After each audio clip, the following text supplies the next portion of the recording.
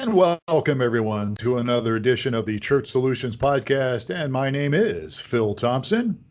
And I'm Steve Lacy. And I'm Mike Gray. And we are with you today as we normally are every week. We're a company that actually primarily does a lot of streaming video. We help churches do streaming video. We help them with tech stuff, mobile apps, and other good things. And we talk a lot about we're geared towards helping people in ministry, helping people do church stuff. And so sometimes we'll talk about other things besides tech, which is one of the things we're going to talk about today, as Mike Gray pushes things around in his office and makes a lot of noise.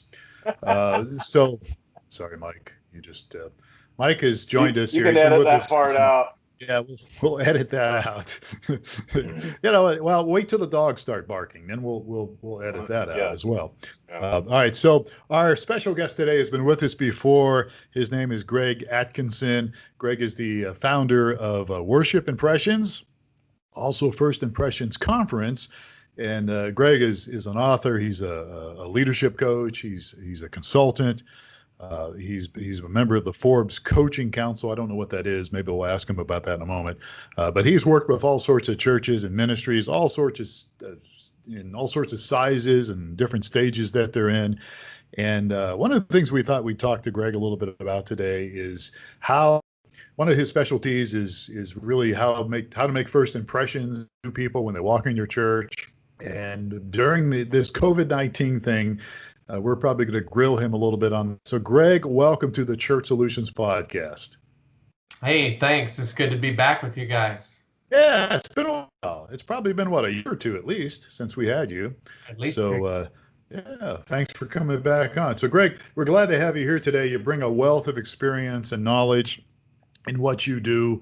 We're at the time of this recording, it's mid-September.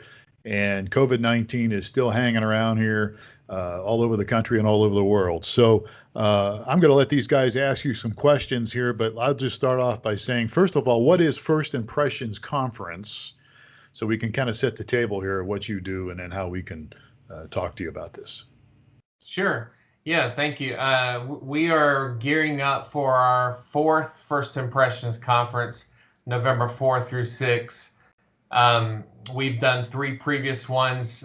2 were 100% online, and 1 was live in Atlanta, and it also streamed online at the same time. And then I just didn't have a piece about doing another in-person one this year, and I didn't know why. And then COVID hit, and I found out why. But we pushed it back to November, late fall, and it's going to be 100% online. We have a global audience, people from all over the world. We have global speakers. We have 120 speakers. We have 12 speakers from Canada, 3 speakers from Australia. And so we cover everything from first impressions, guest services, hospitality, preaching, worship, communications, children's ministry, everything that it takes to pull off a Sunday. And this year's theme is navigating a new season. We waited to pick this year's theme until after COVID hit, and everybody was talking about the new normal or the next normal. And a friend of mine said, instead of new normal, why not new season, which has a little bit more of a biblical connotation when you think in terms of seasons of the Christian life or seasons of a church. And so with all that's going on in the world and people having to start streaming for the first time, obviously when I was on your podcast years ago, we were talking about churches streaming then. And man, it would have been great if everybody got on board back when we were talking about it years ago. And I've been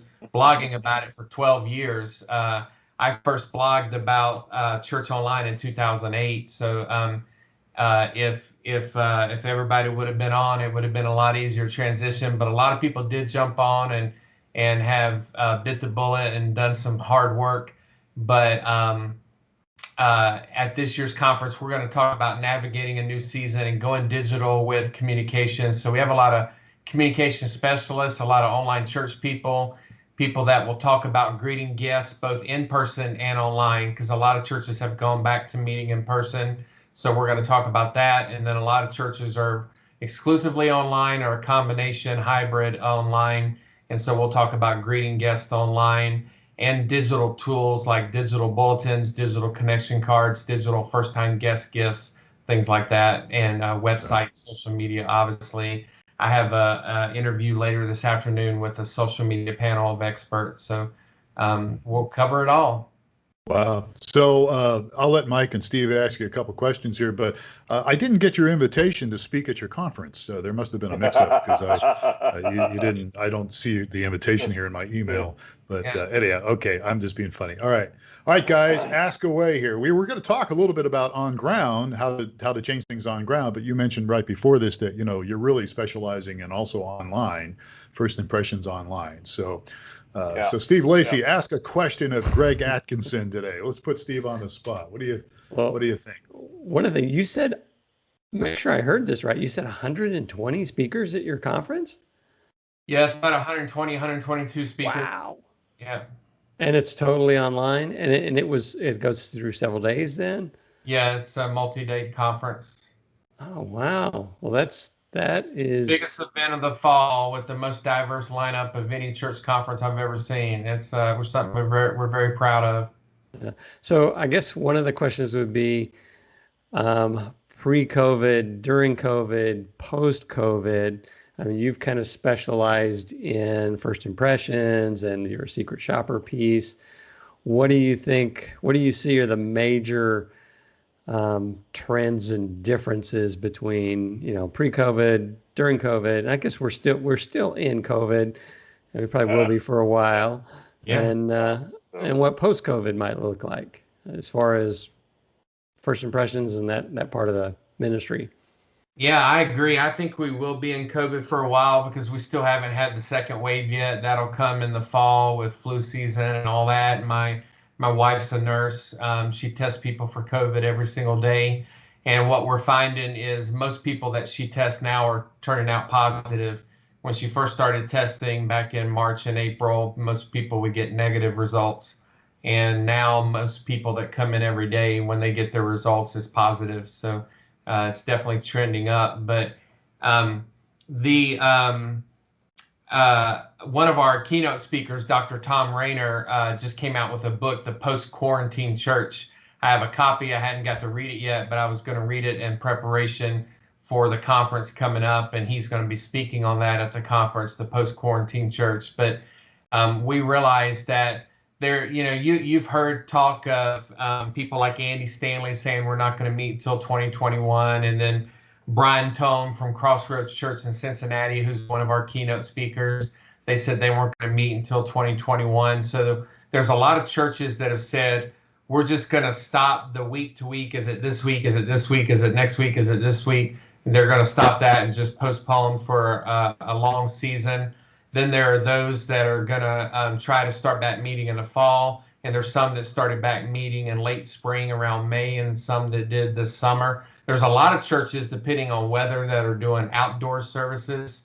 And I've heard a lot of churches where they do kind of like a car drive-in, like a drive-in movie. And so they're meeting in their cars and they're trying to stay socially distanced and all that. But one of the things we've tried to help people, I've done some webinars this year, and then we're talking about it at the conference, is how to make people still feel welcome, whether they're tuning in like this online, looking at a camera, or a church that meets small groups via Zoom, or a lot of churches that are doing online church have Zoom hangouts like before or after. They have There's the dog. Sorry. There's a lot of churches that have like a Zoom after party where they meet in their Zoom room after the morning service. And so I've been watching this past Sunday, for example. We're recording this on a Thursday. On Sunday, I watched 4 services back to back. 4 sermons, 4 services. I actually enjoy this season. I sit there and watch all kinds of churches. But one thing that was, a personal story for me, one thing that was upsetting, and this is not the first time this has happened, is I tuned in to watch my own home church, and they weren't streaming live on Facebook. They didn't cut the camera on. And that's very upsetting because, when you look at polls across the country, and Barna has done a lot of research, and then I lead 2 large Facebook groups of about 20,000 people, and looking at polls nationally, most churches across North America, only 20 to 40% at most have come back. It's usually right around 30% of the congregation comes back when churches reopen. So that's great, but that means there's 70% of your congregation is still at home watching online. And that's why streaming companies like what you guys offer are so important, because so many people are at home. They don't feel comfortable. They have pre-existing conditions. They have a compromised immune system. Like my mom and my two of my 3 kids have compromised immune systems. My mom is recovering from breast cancer.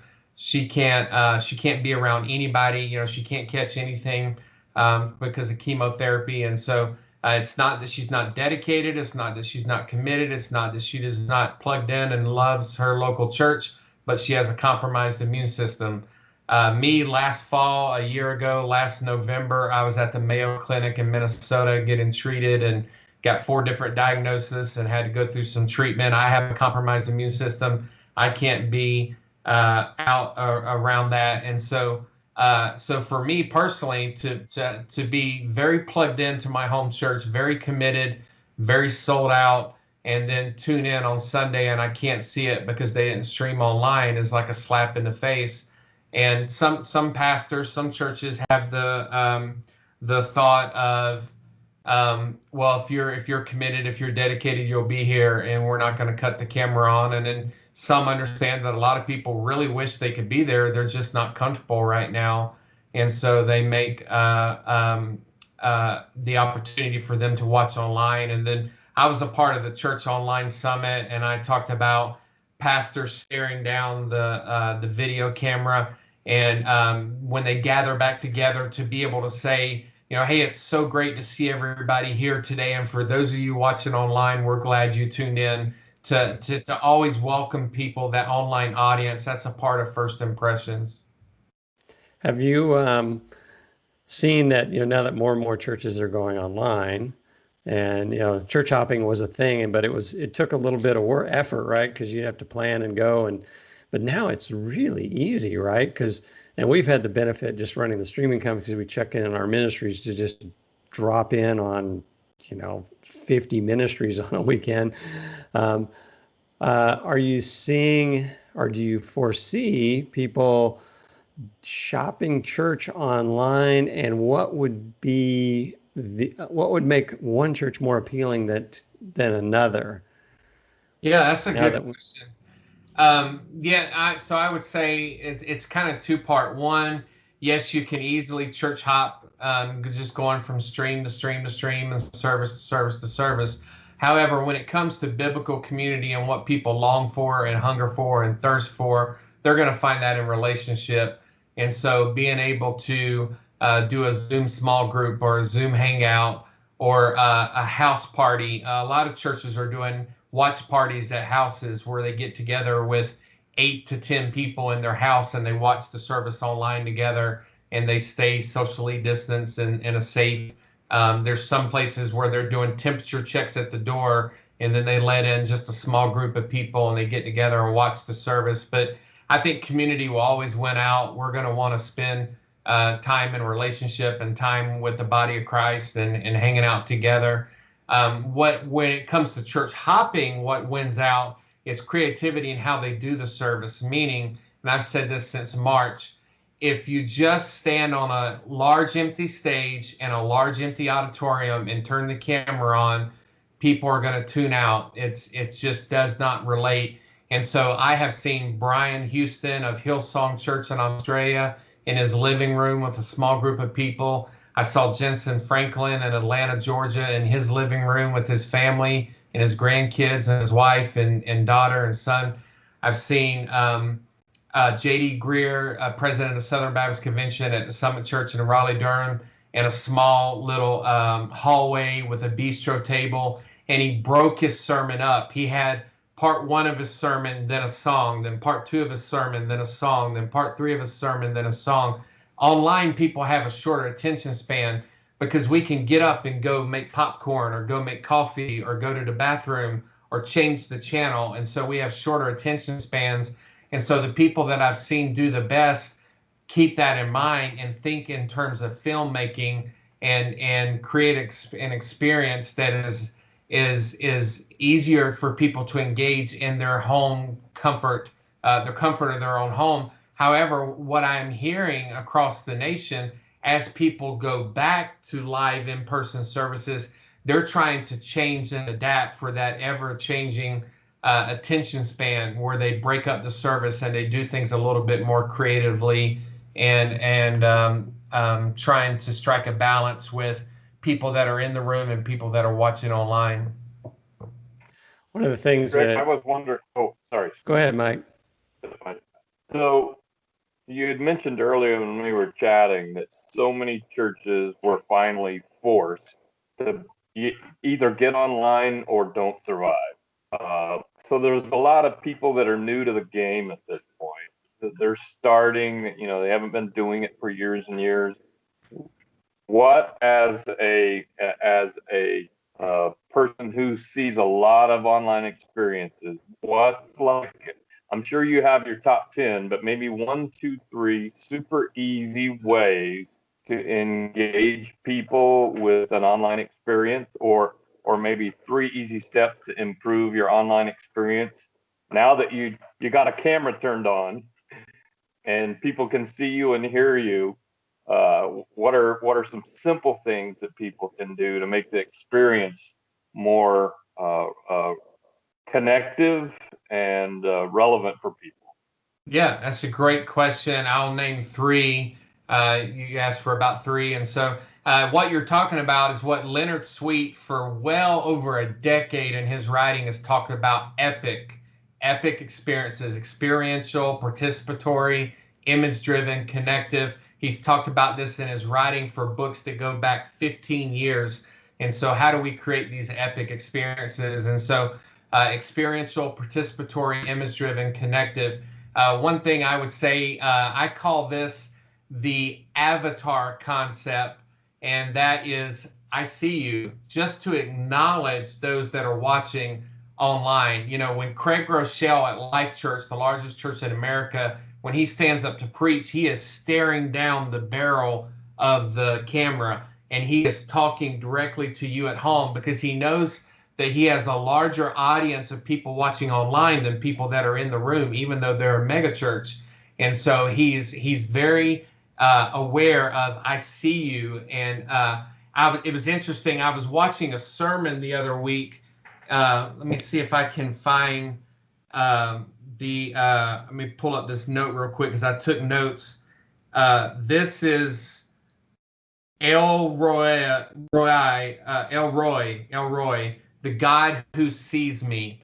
One of the names of God is Elroy, the God who sees me. And so when I talk about the avatar concept, I see you, it was something very important in that avatar culture, in that movie, for them to say, I see you. And so everybody wants to be known, to be loved, and to be known. There's a conference that I speak at. I'm going to be speaking at it the second time in 2021, the Engaged Church Conference.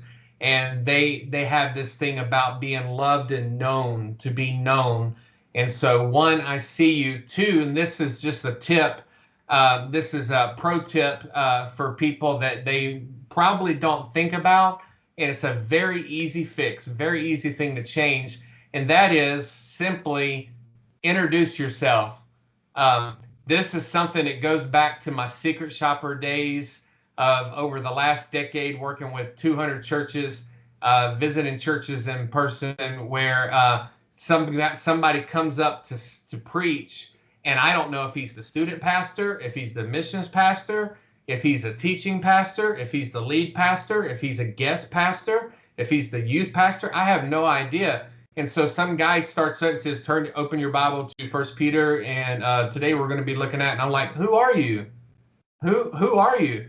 Do you just assume that us as guests, every Sunday is somebody's first Sunday, every church has guests. Do you assume that we know who you are? And for those watching online in a global audience that have no context regionally of Pastor so-and-so is known at First Baptist Church, if they don't know who the pastor is, just walk up and say, hey, My name's Greg. I'm the lead pastor here, and I just want to welcome you and thank you for tuning in today. Introduce yourself. And so that's the second easy tip. And then the third is to engage and interact through the chat. One thing that Elevation Church does really well, Stephen Furtick is right here in my backyard. I live in the Charlotte metro, and Elevation Church has a big footprint here. And so every week I watch Elevation because they're very innovative, very creative, and I try to learn and to watch what they're doing as well as worship. But I catch them every week. And one thing that they did, which is not that hard, was they put a giant prompt screen or confidence monitor in the back that had the chat blown up, where Stephen Furtick, as he's preaching, can see it. And so he says, "Hey, Joe in Topeka, Kansas. Hey, Sally in Kentucky." And he's talking to people because he can see them on the chat on a confidence monitor in the back. And so he'll say, "Type faith in the chat," or "Tell me what you're having for lunch." You know, he's just talking to them and interacting in real time, watching what's going on in chat. And so, one, I see you, acknowledge them that they're there. Even if you're back meeting in person, this is so important. Even if you have regathered in person, if you have reopened your facility, 70% of your congregation or more is sitting at home. And so acknowledge them. Don't just treat the people special who were brave enough, quote, brave enough to show up in the room. Some people really want to be there, but they have health issues. And so say, "I see you," and we acknowledge you and we're welcome. And then introduce yourself. "My name's Greg. I'm the lead pastor. Or I'm one of the pastors here at Grace Church," or whatever your church is. And then try to interact through the chat and through chat hosts. That's a great way for your greeters and ushers to volunteer now that they may not be volunteering in person. They can be an online chat host. And so that's a creative way to interact. If only there was a streaming company that had video and chat. Yeah. Oh, wait, I know one of those. Yeah, streamingchurch.tv. I thought you were referring to YouTube. Oh, no. You guys have been saying this for years. I remember it's been at least 2 or 3 years since I was on your podcast, but you know, I have been telling churches for so long to stream. And what my plea is now that I have this opportunity, I want to say this on this podcast. This is my new plea that I've been saying to people. Do not let streaming be the crutch that gets you through COVID and then you bench it and go back to live only. Stick with streaming even when you get back in person and you're meeting in person. Always continue to stream. My friend Jeff Reed talks about physical and digital. We're in a phygital world now. There should always be streaming and in person from this point on. 2020 was the stake in the ground. From now on, we are in a phygital world, and it doesn't matter if there's a vaccine. It doesn't matter if there's no COVID. It doesn't matter if there's no health restrictions. Still stream. Still offer streaming for those that who may tune in and who may be able to hear the good news of the gospel just because they stopped by your website at the right time and saw the sermon. Always stream. From this point on, we're in a phygital world. So along those lines, and you mentioned earlier about media and kind of taking a media approach to things, you know, some of the things that media is really good at. And I've heard recently of churches ramping up the ability to create video studios at the church. And there's a whole new skill set that is really not part of the church right now. You know, there's media directors, but they're not necessarily geared for, you know, they're thinking, you know, I'm thinking, you know, that means the media arts, you know, the play, the projector, the graphics, the visuals. So do you see new roles emerging and new skills needed for the church as it moves forward? Yeah, I've talked with several people about changing the way we budget, changing the way we staff, new roles.